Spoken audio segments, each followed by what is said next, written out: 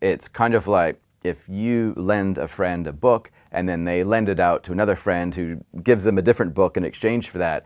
When you go to collect your book and it's not there, you've got something that's kind of like it, but it's not the exact same thing.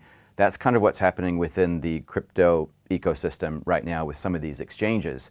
They have received deposits from consumers, from customers, with the expectation from the consumers that their assets are kept safe.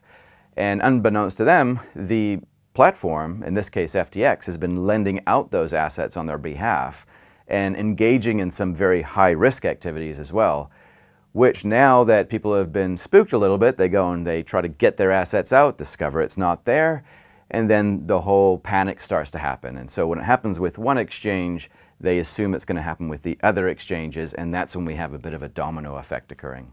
Because it's hard to know where all of the assets have actually gone, that's the concerning part. Nobody knows where it is. So going back to that example with lending out the book to your friend, you don't know who their friend's friend lent out the original book to, because there's all sorts of different companies and other relationships and backdoors and all sorts of smoke and mirrors going on.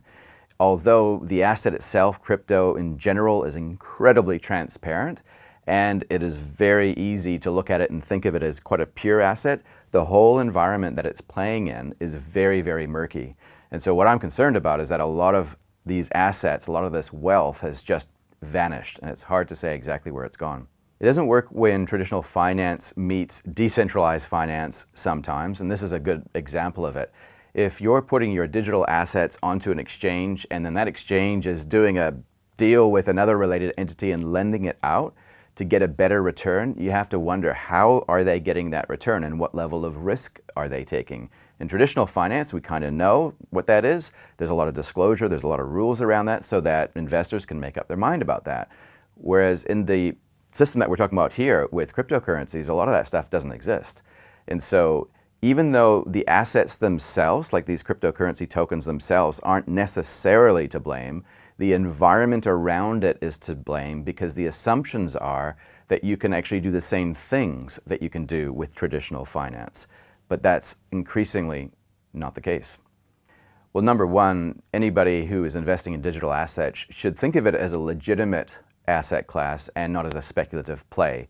So like anything like that, only invest in the amount that you're willing to lock up for a certain period of time, and don't go crazy, don't gamble. So Kiwis that are looking at this and they're wondering what's going on, is this going to affect the assets that I'm holding in my own digital wallet? Well, they probably don't have anything to worry about if they're holding on to those assets themselves. And there's a saying in the crypto community that says, not your keys, not your coins. And that's what this comes down to. Never leave your assets on a digital exchange of any sort, and be very careful of using centralized platforms. It's not like they're all bad, but you need to understand that only a small amount of what you have in your digital asset portfolio should be put at risk in any way. The vast majority of it should be placed in your own wallet.